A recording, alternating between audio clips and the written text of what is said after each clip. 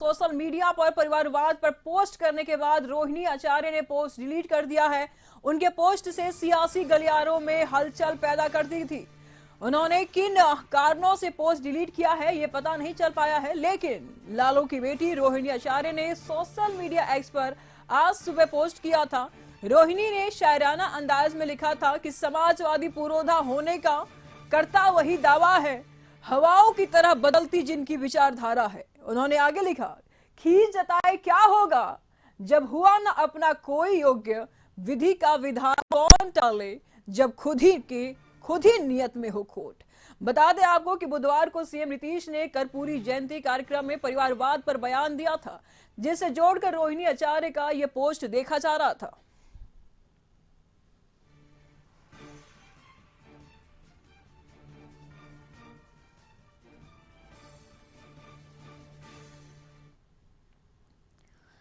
वहीं जेडीयू के महासचिव केसी त्यागी ने सोशल मीडिया एक्स पर लालू यादव की बेटी रोहिणी आचार्य की परिवारवाद पर किए गए पोस्ट पर कहा कि आरजेडी से इस पर सवाल पूछिए। सीएम नीतीश कुमार के परिवारवाद का लोग अलग मतलब निकाल रहे हैं, अर्थ का अनर्थ लगाने की जरूरत नहीं है।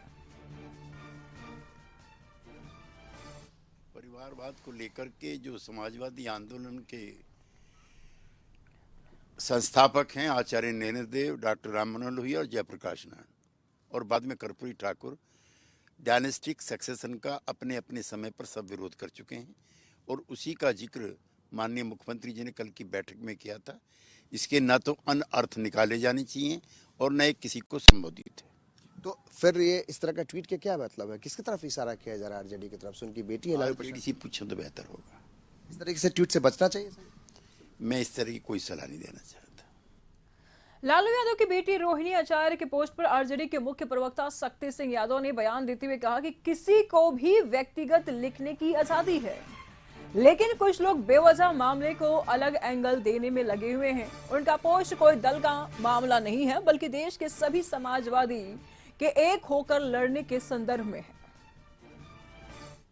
एक होकर करके निर्णय लेता है और एक होकर के देश के लिए लड़ता है, उस संदर्भ में उन्होंने अपनी अभिव्यक्ति उनकी रखी गई है। ये कोई दल का मामला नहीं है। गाहे बेगाहे बहुत लोग क्या क्या लिखते रहते हैं, अंड बंड क्या क्या बोलते रहते हैं, सब तो आप जानते ही हैं। तो ये बात बताइए, जो मांग तेजस्वी जी ने की थी प्रधानमंत्री के सामने थे, आप लोग तो थे पत्रकारिता में, आप लोग ऐसा नहीं था कि बहुत लंबा समय बीत गया।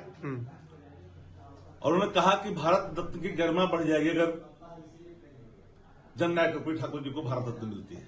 तो क्या ये सत्य नहीं है कि हमारी मांग? वहीं बीजेपी विधायक नीरज कुमार बबलू ने परिवारवाद और रोहिणी आचार्य के पोस्ट पर प्रतिक्रिया देते हुए कहा कि नीतीश कुमार ने पहली बार दिल की बात बोली है तो लोगों को मिर्ची लगने लगी है। परिवारवाद पर सीएम नीतीश के बयान से लालू परिवार में खलबली है, बड़ी चोट लगी है, इसीलिए रोहिणी आचार्य ने पोस्ट किया है। गठबंधन में सब लोग अपना रास्ता खोज रहे हैं, नीतीश कुमार भी रास्ता ढूंढ रहे हैं, लेकिन बीजेपी अपने दम पर चुनाव लड़ने को तैयार है। ये तो हमला जायज है, जेन्युइन है। मुझे लगता है कि उनको लगा होगा कि भाई परिवारवाद तो हम ही लोग कर रहे हैं, तो चोट तो उन्हीं पर पड़ा है, तो जिन पर चोट पड़ेगा आवाज वहीं से निकलेगा। अब इस आवाज का जवाब तो जेडीयू और आरजेडी को देना चाहिए। नीतीश कुमार जी, मैंने पहले बताया कि नीतीश कुमार जी की ये अंतरात्मा की आवाज है, और सही कभी कभी सही बात निकल जाता है। अब सही बात निकला है तो सही बात निकला है तो लोगों को मिर्ची लग रहा है, तो मिर्ची लग रहा है तो भाई जाने, वो इंडिया गठबंधन का मैटर है, हम लोग को कुछ बोलना नहीं है, लेकिन सच्चाई निकला है तो मिर्ची लग रहा है। तमाम जानकारी के लिए न्यूज रूम से संपादक अशोक मिश्र जी इस वक्त हमारे साथ बने हुए हैं। अशोक जी, सोशल मीडिया पर परिवारवाद पर पोस्ट करने के बाद रोहिणी आचार्य ने पोस्ट को डिलीट कर दिया। पहले ट्वीट करती हैं और उसके बाद ट्वीट करती हैं, क्या है इनका मतलब? बिल्कुल, देखिए जिस तरह से रोहिणी आचार्य की सोशल मीडिया पर यानी कि ट्विटर पर जिस तरह से उनकी प्रतिक्रिया आई है, उसको लेकर के बिहार में सियासी बवाल मच गया है। लेकिन कुछ देर के बाद रोहिणी आचार्य ने उस ट्वीट को डिलीट कर दिया है। इससे साफ संकेत है कि कहीं न कहीं आरजेडी भी दबाव में है और यही वजह है कि ट्वीट के बाद जिस तरह से आरजेडी के नेताओं ने प्रतिक्रिया देने से परहेज किया है और अंततः रोहिणी आचार्य ने ट्वीट को डिलीट किया है, उससे साफ संकेत है कि कहीं न कहीं गठबंधन में सब कुछ ठीक ठाक नहीं चल रहा है। लेकिन अभी आरजेडी अपने ऊपर गठबंधन तोड़ने का तोहमत नहीं लेना चाहती है, इसलिए अगर रोहिणी आचार्य ने कोई ट्वीट किया है तो निश्चित रूप से लालू प्रसाद यादव और तेजस्वी यादव का यह दबाव होगा कि इस ट्वीट को तुरंत हटाएं। इसलिए रोहिणी आचार्य ने ये ट्वीट हटाया है। लेकिन इसके साथ ही एक संकेत तो साफ तौर पर मिल चुके हैं निशु कि कहीं न कहीं इंडिया गठबंधन और बिहार में जो गठबंधन है महागठबंधन, उसके अंदर सब कुछ ठीक ठाक नहीं चल रहा है।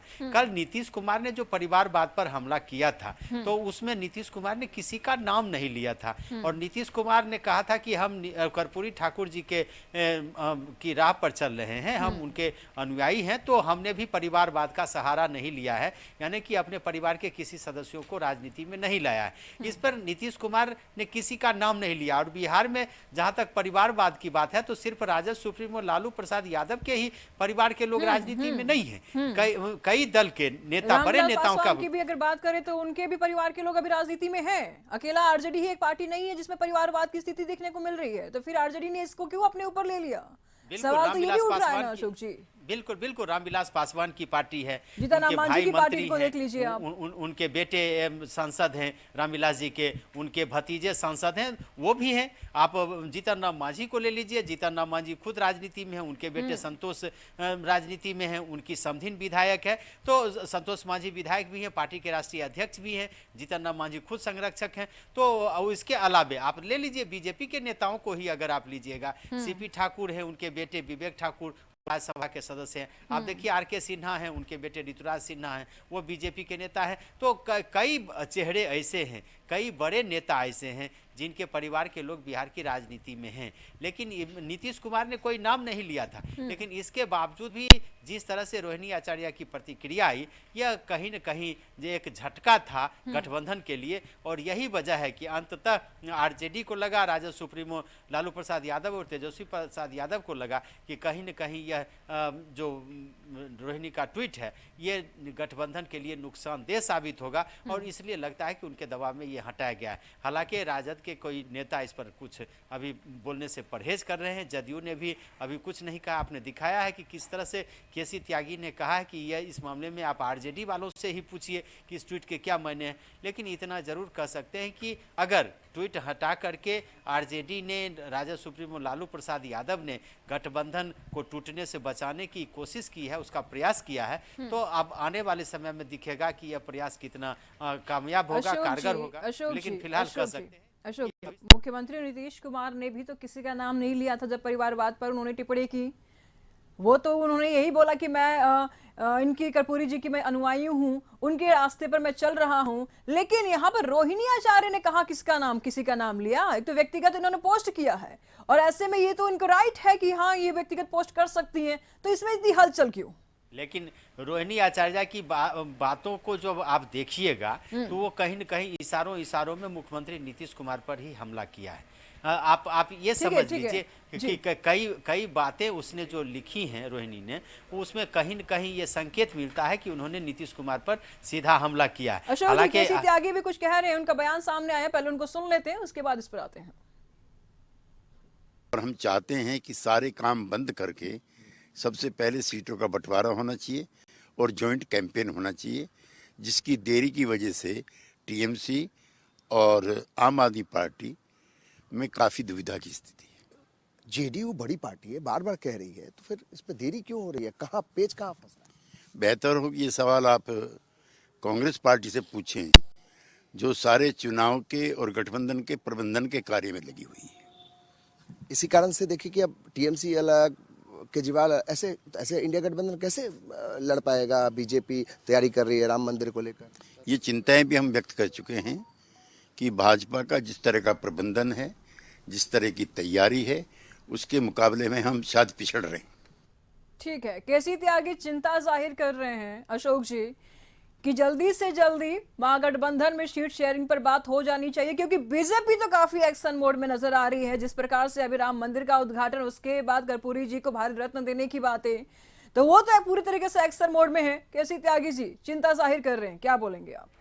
बिल्कुल, देखिए जदयू लगातार मांग करती रही है कि सीटों की शेयरिंग पर फैसला जल्द हो, और आपने देखा होगा कि पिछले दिनों इसको लेकर के तेजस्वी की जो मीटिंग हुई, उस मीटिंग में कहीं न कहीं ये कहा जाने लगा कि गठबंधन में सब कुछ ठीक ठाक है, लेकिन हुआ वही जो आप देख रहे हैं कि कल जो बयान आए कर्पूरी जयंती के बहाने दोनों तरफ के नेताओं के, और फिर आज जो ट्वीट हुआ और आप भी केसी त्यागी की जो मांग है, इससे साफ संकेत है कि कहीं न कहीं गठबंधन में सब कुछ ठीक ठाक नहीं चल रहा है। लेकिन इन सब के बावजूद भी गठबंधन कायम है, चूंकि मुखिया नीतीश कुमार हैं, मुख्यमंत्री नीतीश कुमार हैं, फैसला नीतीश कुमार को करना है। तो इसलिए जदयू के नेताओं की जो प्रतिक्रिया है, वो प्रतिक्रिया कहीं न कहीं सधी हुई है, और इसलिए जो स्थिति यहाँ पर है कि अभी वेट एंड वॉच की स्थिति है। दोनों दलों के नेता इस पर